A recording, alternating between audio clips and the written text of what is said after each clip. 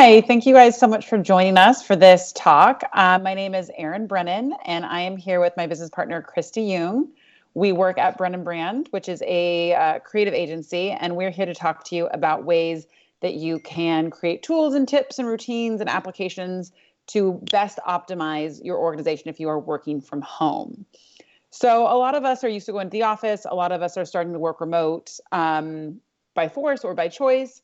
And so you do end up with the question, how do you do that when your kitchen table doubles as an office, when you're trying to work on different time zones, when you're trying to just motivate yourself to be productive? And we found that these daily routines or these applications have helped keep us on track, have helped keep us communicating with team members and delivering the types of results that we would if we were in an office. So if you guys have any questions, go ahead and type them in the chat. We're going to go through some of our favorite applications, how we use them, what that looks like, and how we integrate that to be productive working from home or cafes or anywhere around the world. Okay, Kristie, shall we start the presentation? Absolutely. Here we go. So the first thing that's the most important when you're working from home is your communication tools. And because now we no longer have the ability to just walk into each other's offices or tap someone on the shoulder at the next cubicle, making sure that all of your team members are in one central place for communications is essential. And our favorite tool for that is Slack. Number one, the reason why as of late is because it's currently free for nonprofits. They do have a version that is free anyway, but they do have the pro version free for nonprofits during this situation. So it's a great way for you to onboard your team and keep conversations going.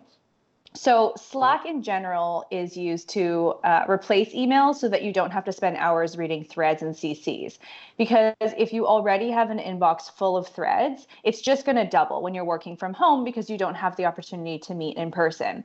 So Slack can divide your conversations up into departments. So for example, if you're running the fundraising department or the operations department, then you can have different conversations in that and then have all of your people speak in one thread so you're not opening up multiple emails at a time. Further to that, you can create as many channels as you want. So say, for example, within fundraising, you have a fundraising event, then you have donor recognition or things like that. You can create as many different channels as possible and add whoever's relevant so that everyone's messages can stay organized.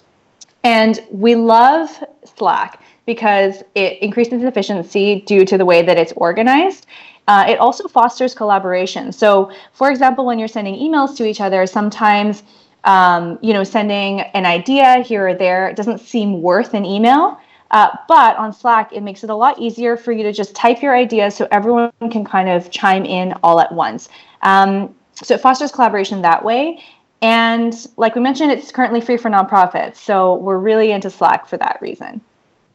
I would just add one of my favorite features about it is that you can search. So let's just say you have an event one year and you want to know, what did you guys do about that last year? You can actually go through and search and it'll pull up past threads. So just like you can search your Gmail, you're able to go back and see different ideas that you've had across different departments or past years. Absolutely.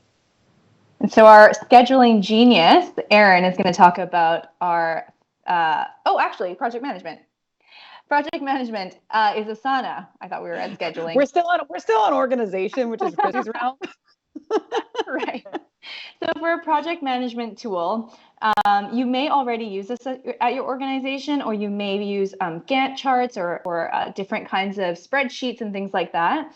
But because we're in a remote situation, you may not have the ability, again, to meet in person as often as you would normally. So Asana basically is a central place where you can organize all your projects and tasks. You can set deadlines and assign tasks to specific people. Again, it's really good for collaboration. And then if you are the person who's leading a team, tracking progress is really important because working from home, and especially in the situation that we're in right now, there's a lot of distractions. A lot of people are getting used to working in a different environment, and also just being preoccupied with all the news and things that are going on in our environments at the moment. So tracking progress is really important to help keep our teams on task, and also to make sure that all the T's are crossed and the I's are dotted. So why we love Asana is because you can set objectives, and then that way everyone is on the same page in terms of expectations. And so you can spend your days, instead of worrying about whether your team is working on something or not, you can just check Asana and see that it's in progress, so that you know that things are kind of on their way. It also just keeps the priorities a little bit more streamlined and straightforward for everybody. And the other reason we love it is because it's free for up to 15 team members. And with nonprofit organizations, we know that that can range in size from 2 to 5 to 100 to several hundred team members. So it really is going to depend on what your needs are. But at least for the first 15 team members, you can use Asana for free. And then if you need more, then you can upgrade to premium. And if you do currently utilize TechSoup, if you're in the States or Canada, or if you don't know what that is, check out TechSoup for nonprofits, because they actually offer software licenses for free for nonprofits. And so you can actually get Asana premium level for free through them.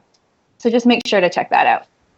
And I would just go ahead and say with the Asana, one of the ways that Kristie and I are able to use this to kind of cut back on emails and the back and forth, Slack is a great tool for that, but also there's so many emails that never actually need to be sent, because before I even think about slacking or emailing Kristie, the first thing I do is I go into the project management and see, is there a status report? Is there an update? Have things changed? And so it's a way to really be able to be proactive in your own working environment. So not only does it remind you when something's coming up, but it also means that you don't have to bother all your coworkers by being like, did you get this? Did you get this? Did you get this? Exactly. Now it's scheduling. Go ahead, Erin. Okay. So I love online schedulers so much. I'm probably overly passionate about this topic, and there's a lot out there, and they're all really great, like Calendly, Acuity, they all more or less work the same. Acuity is hands down my favorite. I use it. We use it for work. I put almost every client on it. And the reason I love it is because it's so simple and it's so customizable. So there's a free version and then there's paid versions. And we actually have a blog on our website specifically about the features, how to use it, and what you get with pay versus free. So you get a lot more customization with the paid version.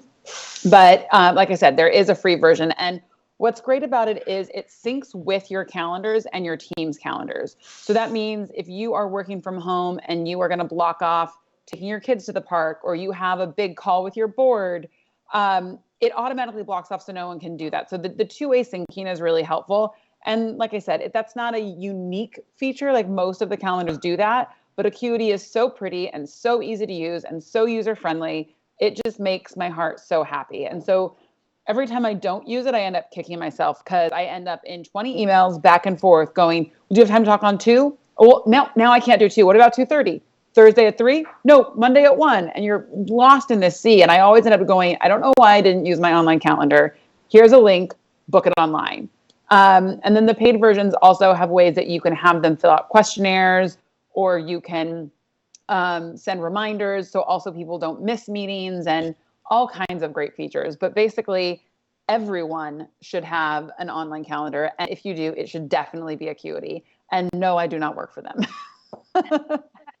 Yeah, just to add to that too, is we are all facing a new reality. And so if you are working, or if your organization is very people facing, and you're used to doing check-ins face to face, maybe you're a social services organization or something like that, the fact of organizing virtual meetings is going to be a new thing. And so being able to add video conferencing, that link into it automatically through Acuity, is really helpful, because sometimes we forget to add the link. And so when the time comes for you to meet, then emails go back and forth, where's the meeting link and things like that. So they do automate a lot of things for you, just so it makes it easier for you to plan, especially across time zones as well. So we really love online scheduling, and Erin's already told you why. So for those meetings that you have booked through your online scheduling, for video conferencing, we really love Zoom. Obviously, in this which integrates with Acuity. Yeah, there you go.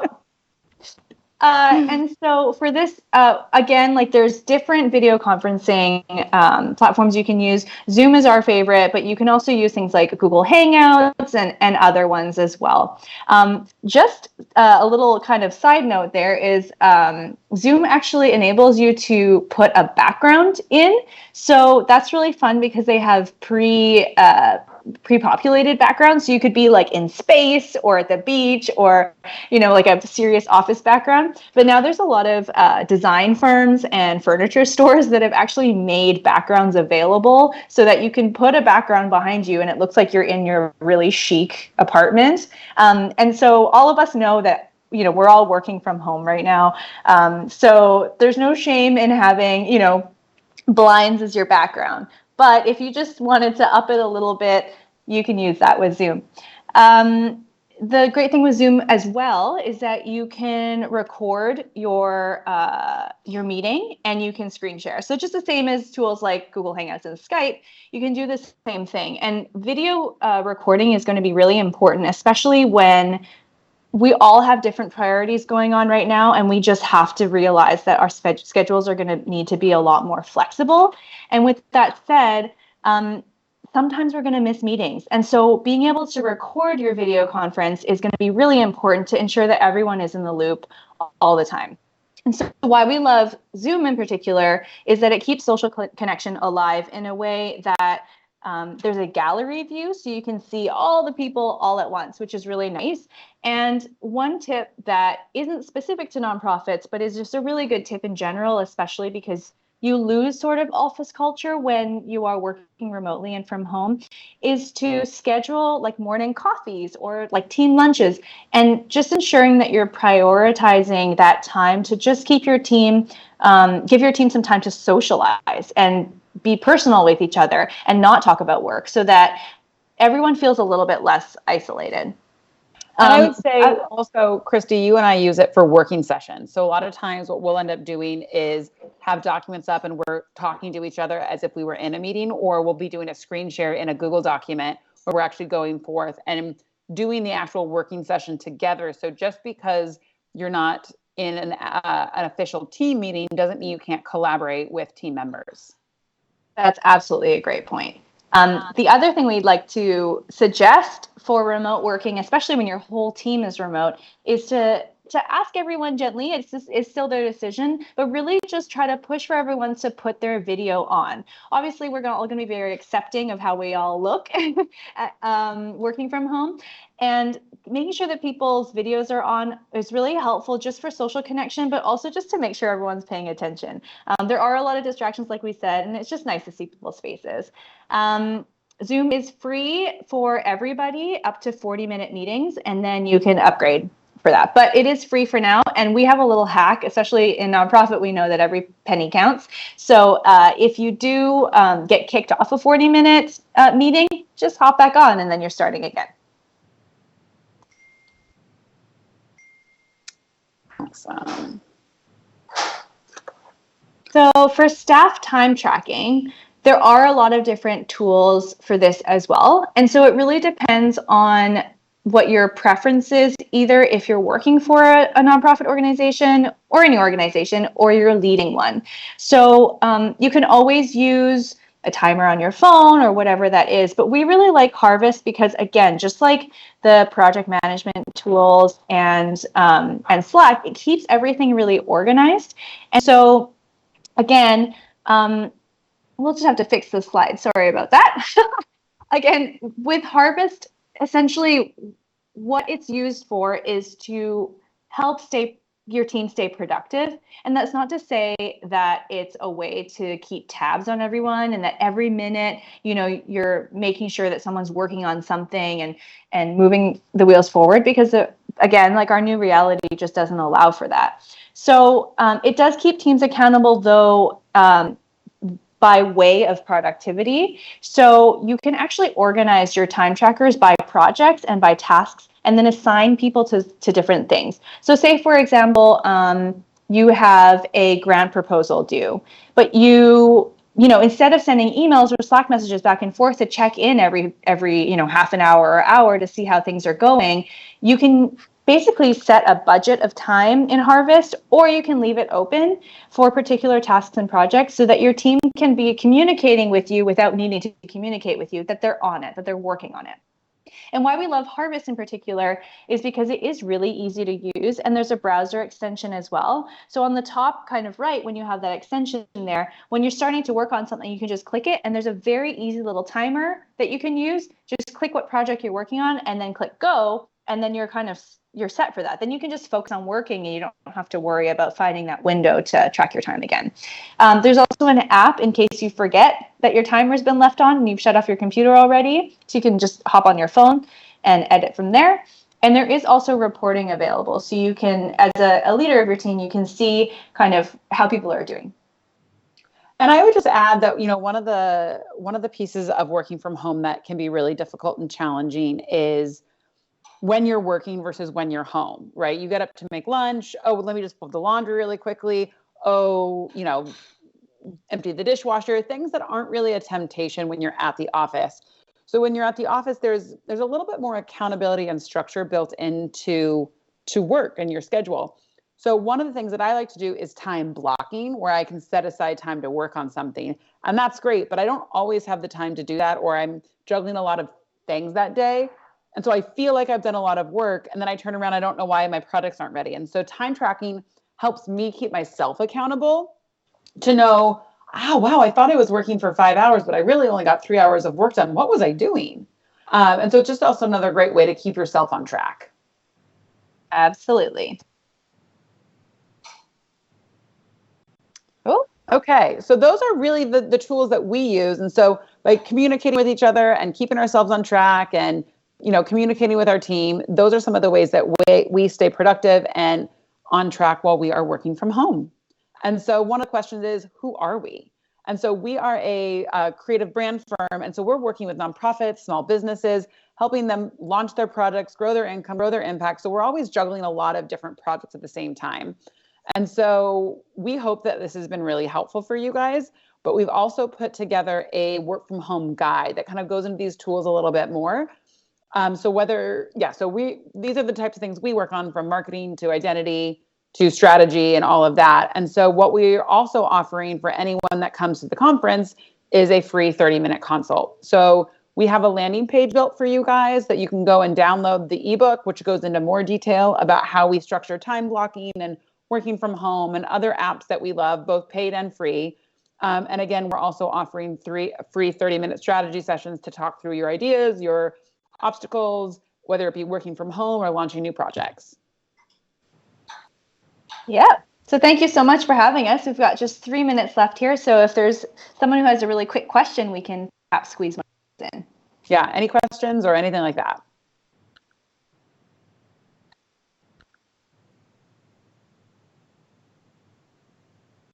All right. Okay. So since we have a couple of minutes, I will go kind of give my 5 quick work from home tips that have more to do with my routine. And then Kristie, you want to do the same? Absolutely. So my first tip is that you want to make sure that you carve out some time for yourself. So for me, that's my morning walk and lunch. Those are my times to call my friends. Those are my times to, fold the laundry and do all of that. And so even though sometimes I'm tempted to kind of get my personal stuff done, I know that I have those blocks of time for myself. I also like to make sure that I've kind of pre-made food.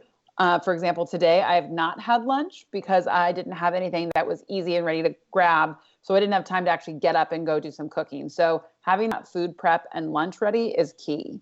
I also think that being in a comfortable working space, so like having a place that's dedicated. So for example, I never work from my bedroom because I want that bedroom to be free of any work. So when your home is somewhere you work and live, you want to make sure that you kind of have dedicated spaces so that your brain knows how to kind of turn off. There's only 1 more minute left, so I'm going to push it to you, Kristie, for your 3 tips. Great.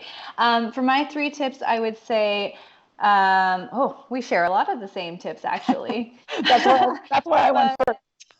Yeah, I'll leave you with this one is just to be kind to yourself, to be kind to the people that you're working for, and understand that the circumstances that we're facing right now are challenging, and we're all new to this. Well, Erin and I aren't, but many of you are new to working from home. So just forgive yourself if, you it's difficult. These times are hard, and so being compassionate and kind to each other is going to be really important during these times, and for us to stay strong together. So again, we're open for anybody who has questions or wants to chat with us. Our information is on that slide. Thank you so much for having us, and good luck with everything.